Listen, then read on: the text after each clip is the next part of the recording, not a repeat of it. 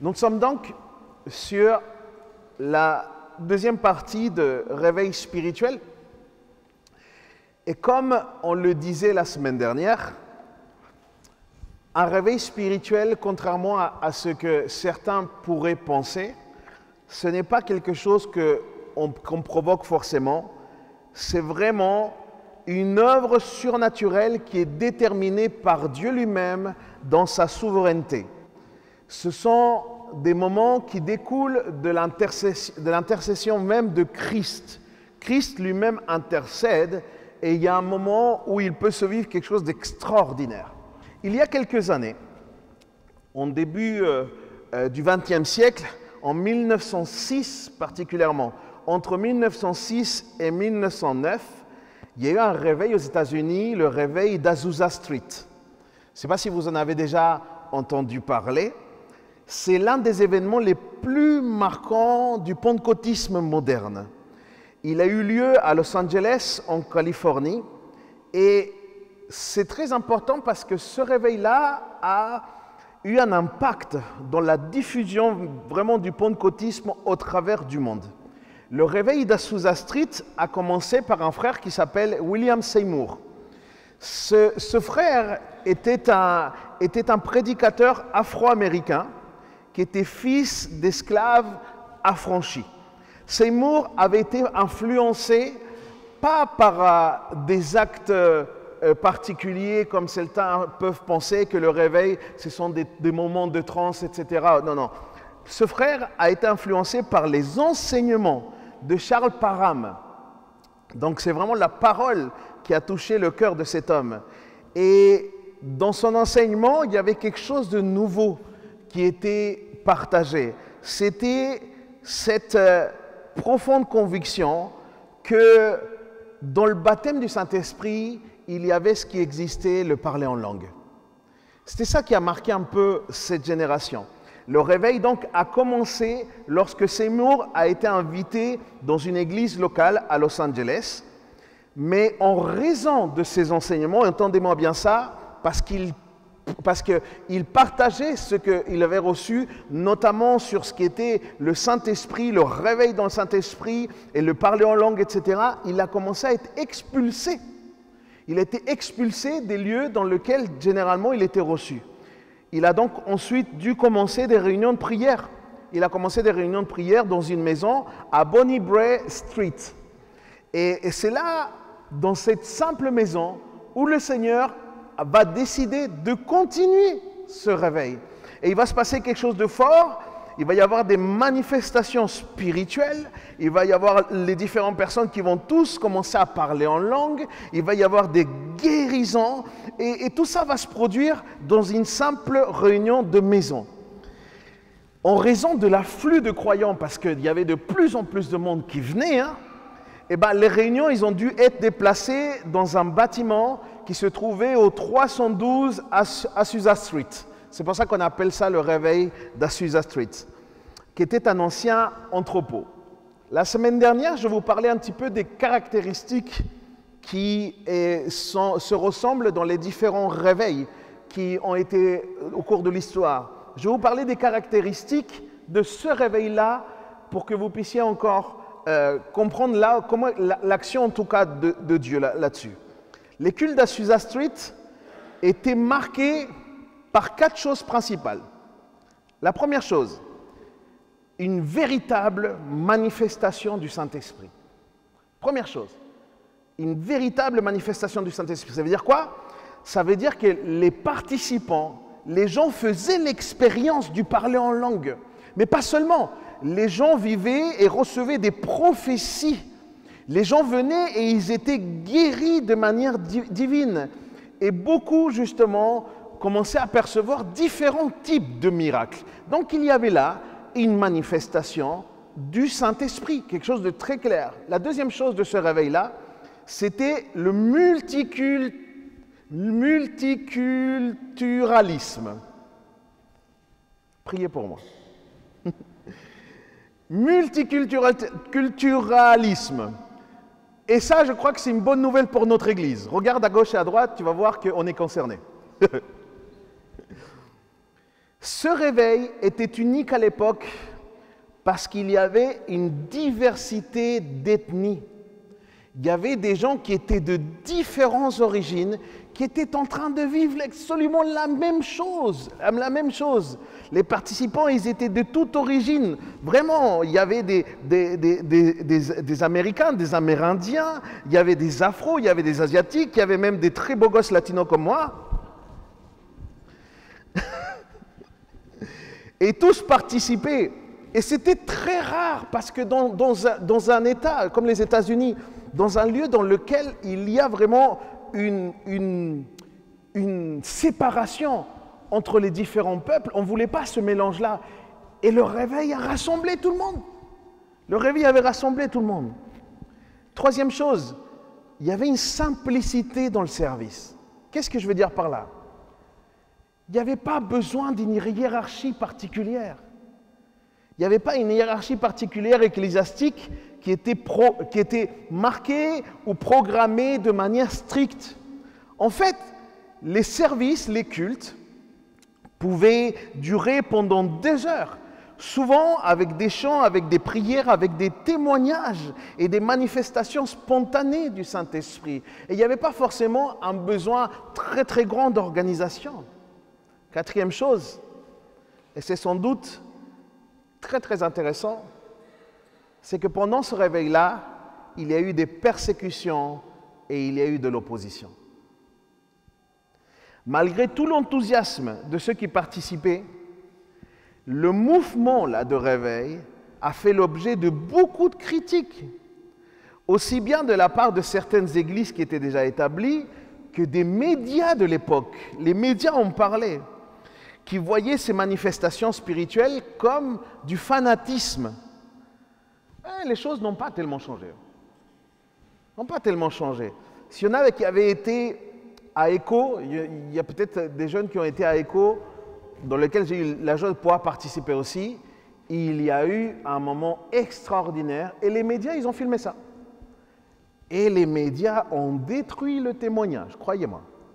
De ce qui était en train de se vivre, c'est devenu une expérience mystique où les jeunes étaient en transe, etc. Alors que les jeunes, en fait, ils étaient en train d'être convaincus de péché. Certains étaient en train de guérir dans leurs émotions, de traumatismes, etc. Mais c'est ça qui se passe. Quand il y a quelque chose que les gens n'arrivent pas, eux, à maîtriser, le premier réflexe, les amis, c'est de critiquer.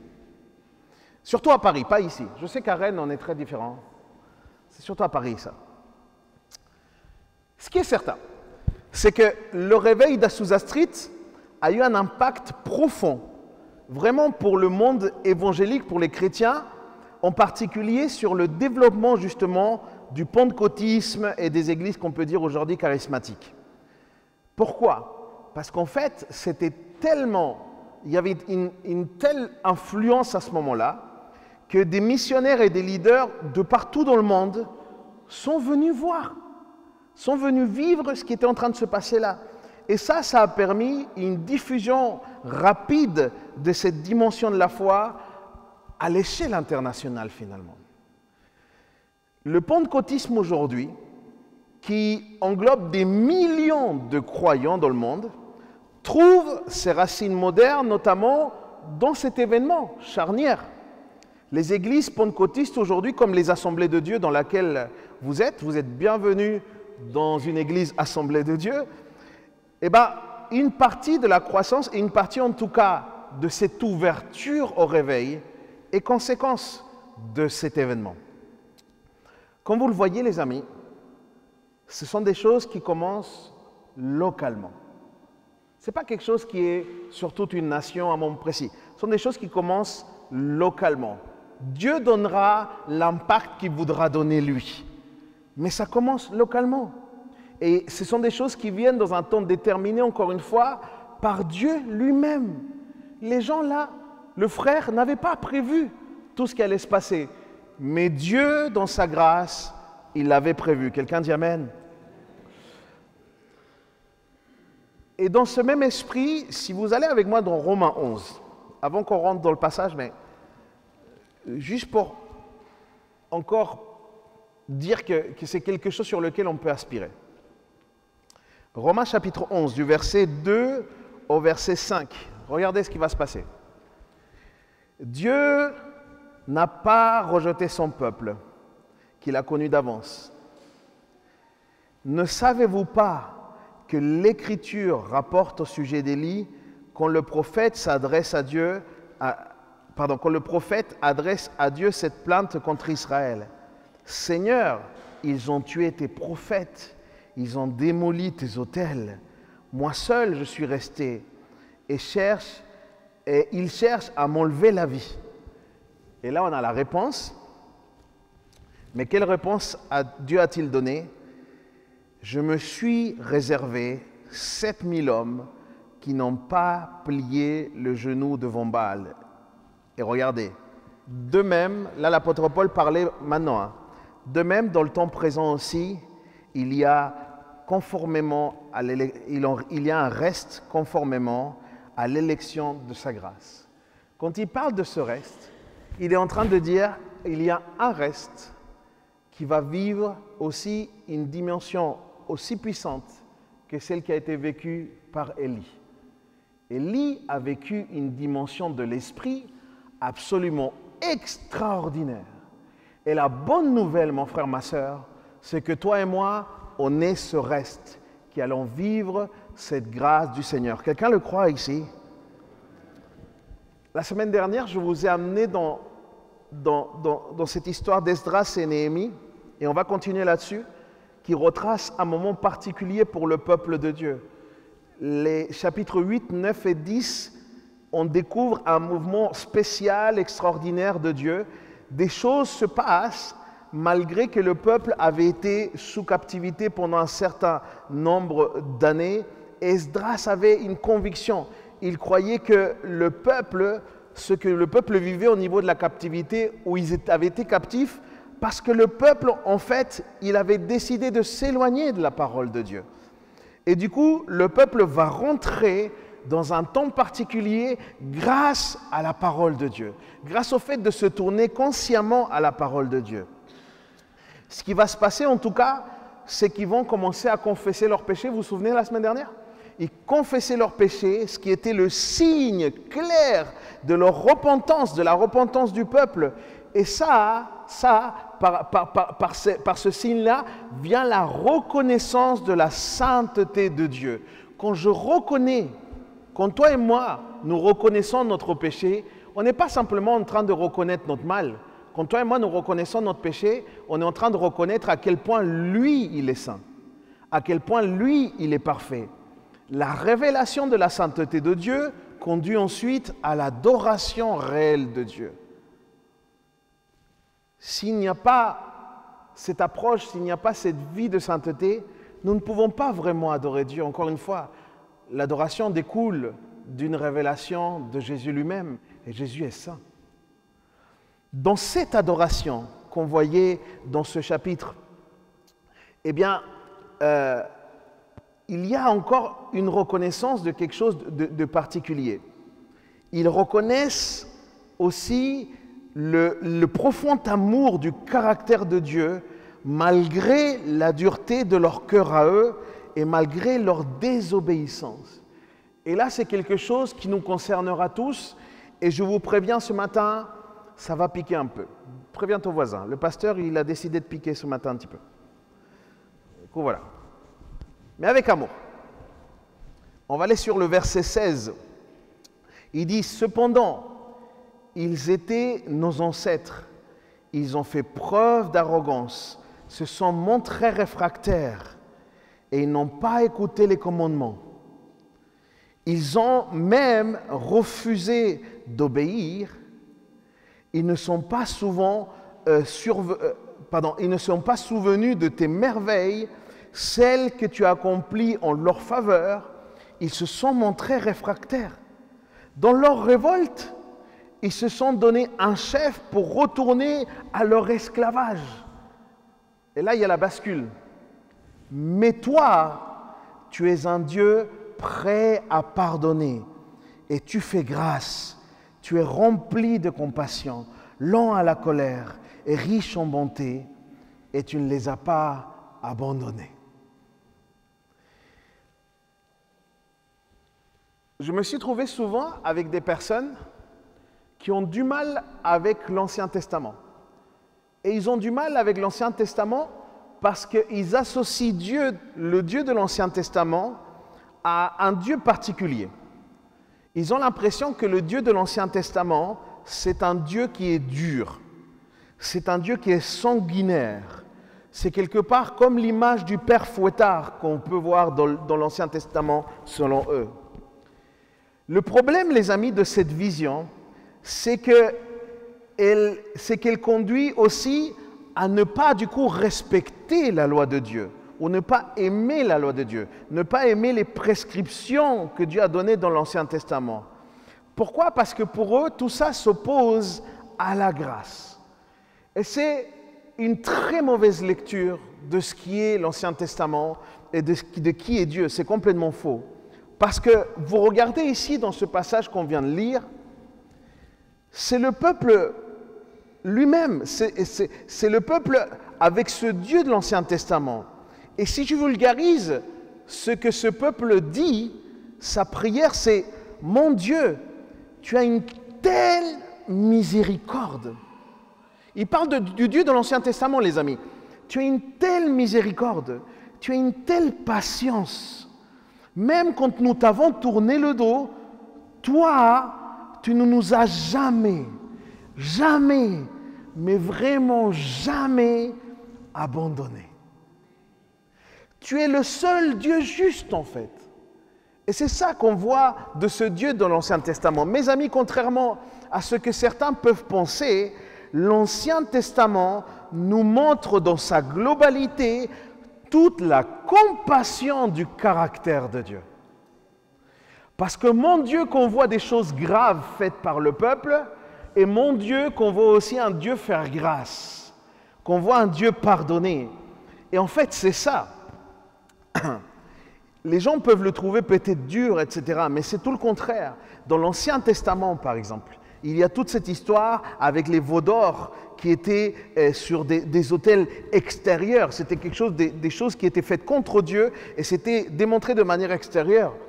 Mais nous aussi, parfois, nous avons des veaux d'or dans notre autel qui est dans notre cœur. Notre cœur est un autel et dans notre intérieur, parfois, nous avons nous aussi des idoles. Une idole est tout ce qui remplace Dieu. Tu veux savoir ce qu'est une idole de manière simple? Eh bien, c'est tout ce qui peut remplacer Dieu dans le cœur. Et si j'ai une idole, alors je deviens idolâtre. C'est une conséquence. Et c'est le profond péché de l'être humain. Ne pas mettre toute sa confiance en Jésus, mais le mettre en soi-même ou le mettre dans des idoles. Et encore aujourd'hui, les amis, le Seigneur appelle à la repentance par rapport à ça. Dieu peut te montrer tes idoles et Dieu veut te montrer tes idoles pour une raison simple, pour que tu puisses les identifier et les abandonner.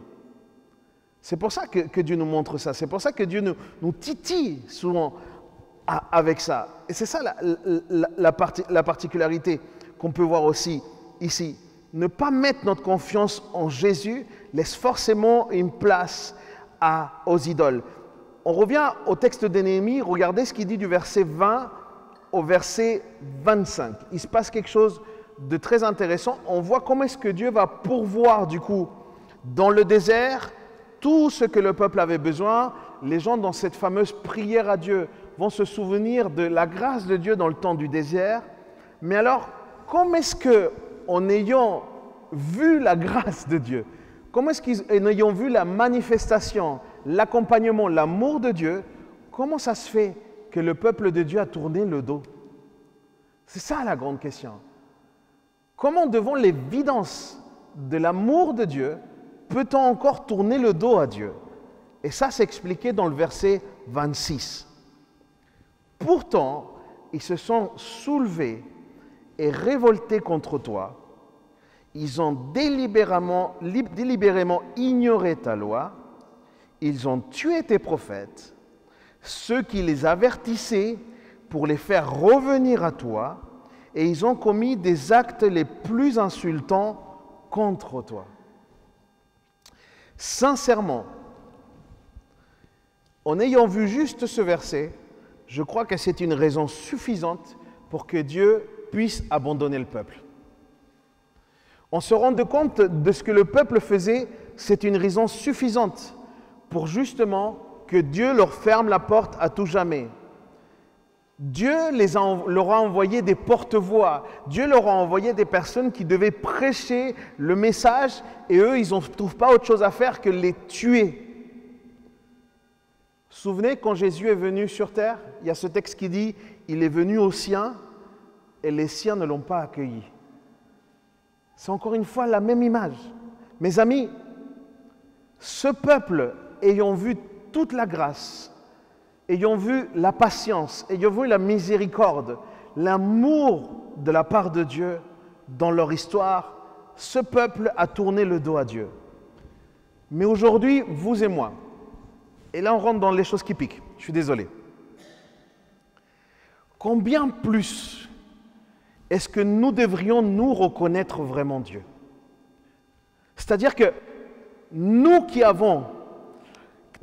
savons aujourd'hui que Dieu a choisi son Fils et que son Fils est venu pour chacun d'entre nous pour nous sauver, alors que nous-mêmes étions ennemis de Dieu. Aujourd'hui, mes amis, comme jamais ça s'est vu dans l'histoire, nous avons la prédication de l'Évangile. Toi et moi, nous avons été libérés de la condamnation du péché. Toi et moi, nous vivons aujourd'hui dans une nouvelle alliance, bien meilleure que la première, crois-moi.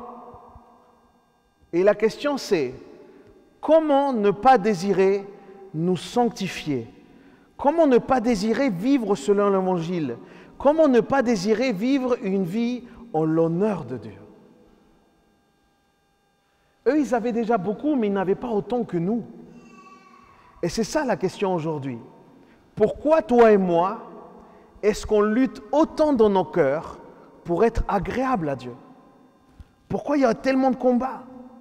Eh bien, la raison, c'est dans le verset juste 28, celui qui suit. Mais une fois le repos retrouvé, ça veut dire une fois le calme, Dieu revenait à eux. Il y avait du calme et une fois le repos retrouvé, ils recommençaient à faire ce qui est mal devant Dieu. On retombe et on retombe sans cesse. Est-ce qu'on peut se dire les vraies choses ce matin? On se dit les vraies choses? Je vois que personne ne veut qu'on dise les vraies choses.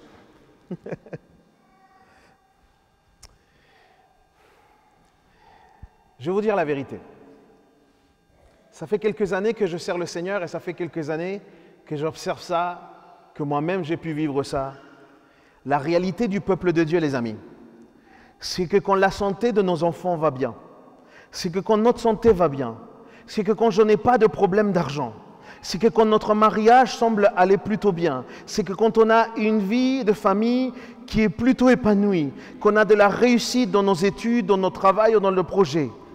Quand on a tout ça, les amis, la vérité, c'est que Dieu devient la dernière personne dans la liste de nos priorités.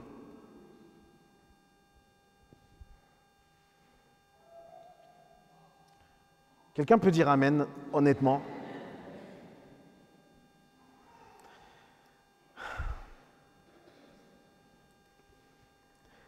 Mais le jour où mon fils, ma fille est malade, c'est le jour où je reprends ma vie de prière comme jamais.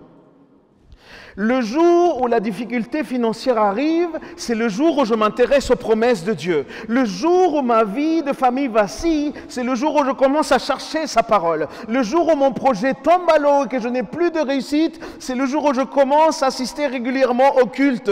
Les amis, parfois, Dieu permet des adversités et des difficultés juste pour nous retrouver. Parce que Dieu nous connaît trop bien. Dieu nous connaît trop bien. Dieu, tout au long de l'histoire biblique, va permettre qu'il y ait des oppresseurs contre le peuple de Dieu. Ils vont venir les opprimer, puis le peuple va prier, puis le peuple va s'approcher de Dieu, et Dieu va pourvoir un libérateur pour qu'il puisse être libéré. Mais ce qui est triste au travers de l'histoire, c'est que l'engagement ne dure pas.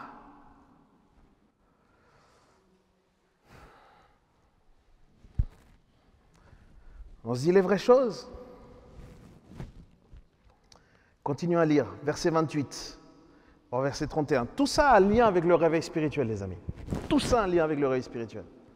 La deuxième partie du verset 28, il dit, voici ce qu'il dit.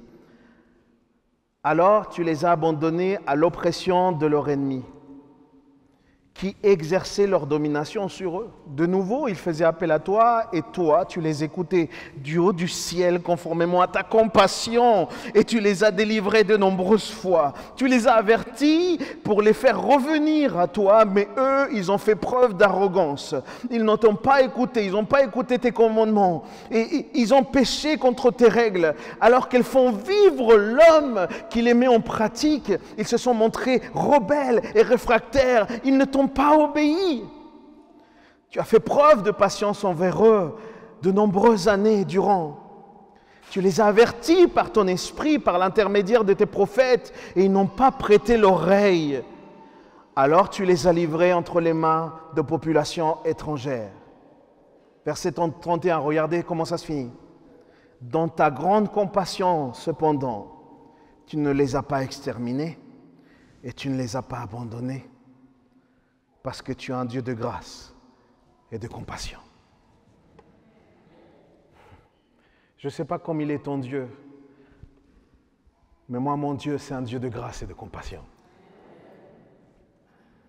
Voilà le contraste qu'on voit tout au long de cette prière, tout au long de cette adoration qui émane d'un moment de réveil. Il y a ici un énorme parallèle, un reflet entre ce qui est le caractère de Dieu, mais il y a aussi le reflet du caractère du peuple. On a un peuple, les amis, qui est rebelle, mais on a un Dieu plein de compassion. On a un peuple qui est pécheur, mais on a un Dieu qui est saint. On a un peuple qui est obstiné par l'idée de tourner le dos à Dieu, et on a un Dieu qui est obstiné par l'idée de pouvoir sauver son peuple. On a un peuple ingrat et on a un Dieu pourvoyeur. On a des lois bonnes, des lois justes, des lois saintes données par Dieu, mais des cœurs impurs. Quel contraste! Quel contraste! Verset 32. Maintenant, notre Dieu, toi qui es le Dieu grand, puissant et redoutable, qui garde ton alliance et ta bonté, ne considère pas comme insignifiantes toutes les souffrances que nous avons rencontrées, que ce soit de nos rois, de nos chefs, nos prêtres, nos prophètes, nos ancêtres, ton peuple tout entier depuis l'époque de domination des rois assyriens jusqu'à aujourd'hui. Verset 33. Pour ta part, tu as montré ta justice dans tout ce qui nous est arrivé, car tu as fait preuve de fidélité, alors que nous avons été coupables. La véritable adoration, les amis, permet de reconnaître que Dieu n'est jamais injuste, qu'il n'agit jamais avec injustice face à son peuple. C'est nous qui sommes profondément injustes. Verset 34, nos rois, nos chefs, nos prêtres, nos ancêtres n'ont pas mis ta loi en pratique. Ils n'ont pas été attentifs à tes commandements ni aux avertissements que tu leur dressais. Pasteur Leandro, est-ce que tu aurais voulu prêcher autre chose? Oui. Oh que oui. C'est le genre de message que c'est très dur à prêcher. Mes amis, la profondeur de ce texte me parle par rapport à notre contexte. Quand on parle de tout ce qui se passe dans des moments de réveil, on peut comprendre que nous sommes, nous, aujourd'hui, dans une société qui, de jour en jour, tourne le dos à Dieu.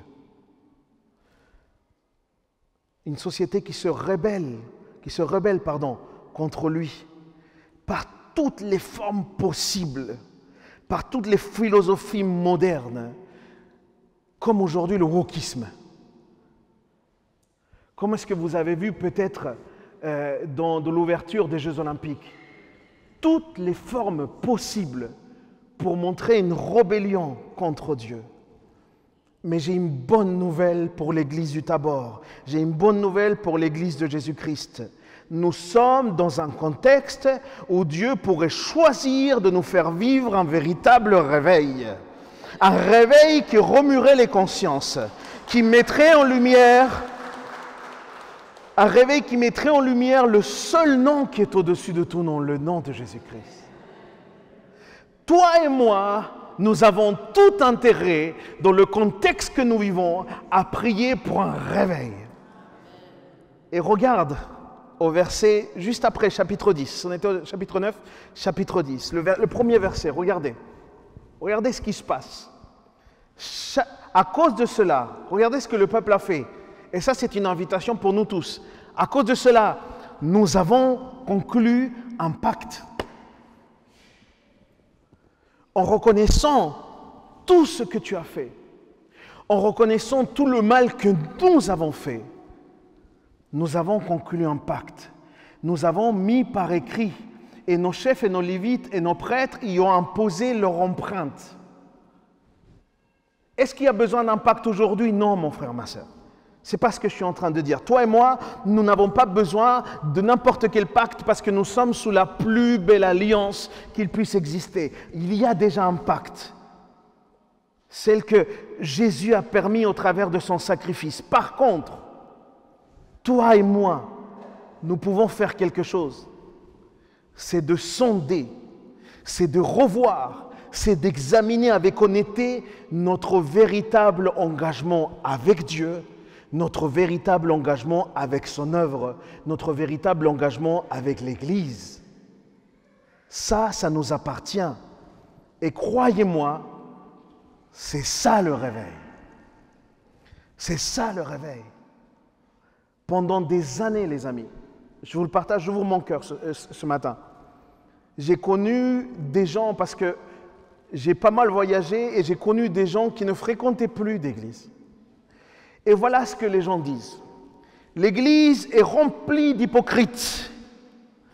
Il est hors de question que je suive un homme.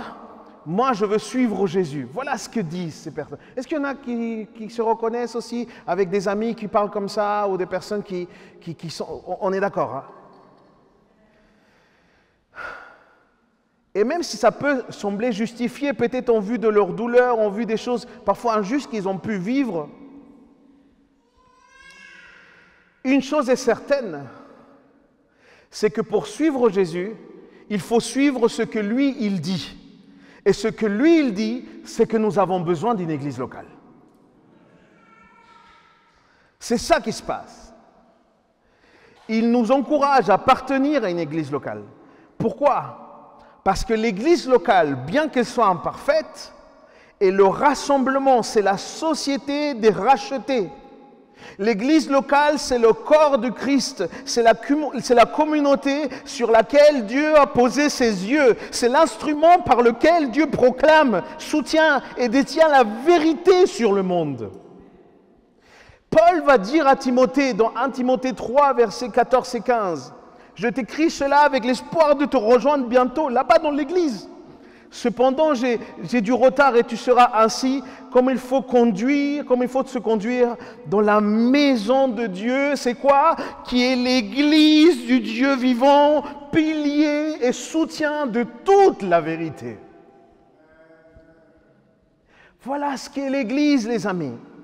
Un lieu rempli de personnes imparfaites, mais aussi un lieu où Dieu a choisi de manifester sa glorieuse présence. Lorsqu'ensemble, en tant que chrétiens, nous sommes déterminés à chercher avec passion et ferveur le Dieu unique et glorieux afin qu'il nous sanctifie lui-même. C'est ça l'Église. Christ se rend présent dans l'Église. La Sainte Présence est présente dans l'Église. Jean va avoir une vision de l'Apocalypse. Et c'est une vision de l'Église, les amis. Apocalypse 1, verset 13 nous dit « Et au milieu des 7 chandeliers, quelqu'un qui ressemblait à un fils de l'homme était habillé d'une longue robe et qui portait une écharpe au nord. Sur la poitrine, la Bible dit qu'il se baladait. » Christ est là, les amis. Le Seigneur est là au travers de sa présence. Mes amis, c'est la raison principale pour laquelle il faut être là. Il faut être là le jour du Seigneur, il faut être là le jour où le peuple se réunit, parce que être là le jour du Seigneur avec le peuple du Seigneur, là où la parole est enseignée, c'est sans doute l'une des choses les plus précieuses que nous avons dans notre vie. C'est l'une des choses les plus belles dont Dieu nous fait part. L'Église est le lieu dans lequel doivent opérer les dons. Les dons que Dieu donne à son peuple pour l'édification. C'est le peuple avec lequel nous vivons en communion maintenant, mais aussi pour l'éternité. Regarde à ton voisin si tu es convaincu et dis-lui, tu vas me voir pour l'éternité.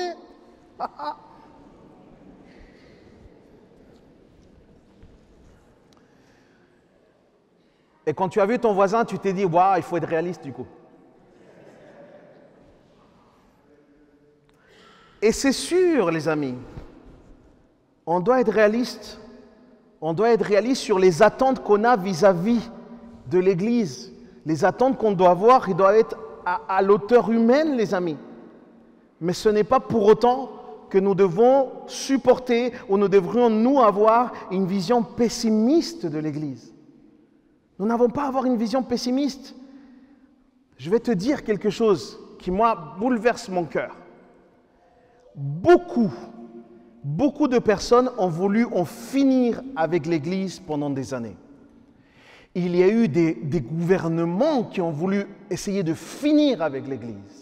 Il y a eu des pouvoirs, il y a eu des personnes avec une telle haine pour le christianisme. Il y a des personnes qui se sont levées en essayant vraiment de pouvoir en finir avec l'Église. Quelqu'un a dit un jour, et parce qu'il y en a même qui célébraient par anticipation la fin de l'Église. Il y en a qui voyaient que ça allait devenir de plus en plus compliqué pour l'Église, et eux, ils se frottaient les mains, ils étaient contents. Et quelqu'un a dit un jour, ils ont fait sonner les cloches, ils ont annoncé sa mort, ils ont publié l'acte mortuaire, mais le cadavre n'est jamais apparu. Les amis, l'Église demeure. L'Église est encore là. Et vous savez pourquoi elle est encore là? Parce que Jésus a dit, je construirai mon Église et les portes du séjour des morts ne l'emporteront pas sur elle. Tu sais que les gens ne considèrent pas ce verset de la bonne manière par moment. Il y en a qui pensent que l'Église est timidement dans un ring, comme un petit peu dans les cordes, et c'est comme si Satan avance contre l'Église et il essaye de l'attaquer, de le frapper, etc. Mais ce n'est pas cette image-là qui est dans le verset, c'est tout l'inverse. C'est tout l'inverse. En fait, c'est nous qui détenons Satan dans les cordes. Et c'est l'Église qui est en train d'avancer. Et l'Église donne un coup à chaque fois qu'une âme est sauvée. L'Église donne un coup à chaque fois qu'on parle de la loi de Dieu. L'Église donne un coup à chaque fois que quelqu'un se baptise. L'Église donne un coup à l'ennemi. Et il donne des coups à l'ennemi. Personne n'a réussi à arrêter l'Église. Et la bonne nouvelle, c'est que personne n'arrivera à arrêter l'Église. Et c'est dans l'Église où, au travers de l'histoire, le Seigneur a choisi de manifester les plus grands réveils. C'est dans l'Église. Chaque fois qu'un chrétien est rempli du Saint-Esprit, l'ennemi prend un coup. Chaque fois qu'un chrétien cherche la sanctification au travers de la parole de Dieu, l'ennemi prend un coup. C'est lui qui reçoit les coups. Les portes du séjour des morts ne l'emporteront pas. L'Église est en train de taper sur les portes de l'enfer et sauve les captifs, il sauve les esclaves et leur apporte la liberté avec l'Évangile. Et Dieu l'a dit, personne ne pourra empêcher cela. Alléluia!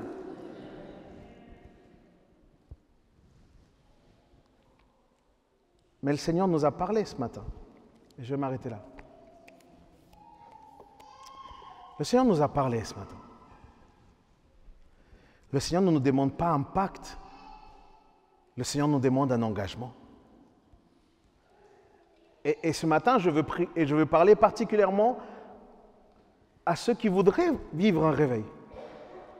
Si tu ne veux pas vivre un réveil, n'écoute pas ce que je vais te dire maintenant. Mais si tu veux vivre un réveil, je crois que le Seigneur parle à nos cœurs. Il nous parle sur l'engagement personnel que nous devrions avoir, en réponse, encore une fois, à ce Dieu d'amour, à ce Dieu de compassion.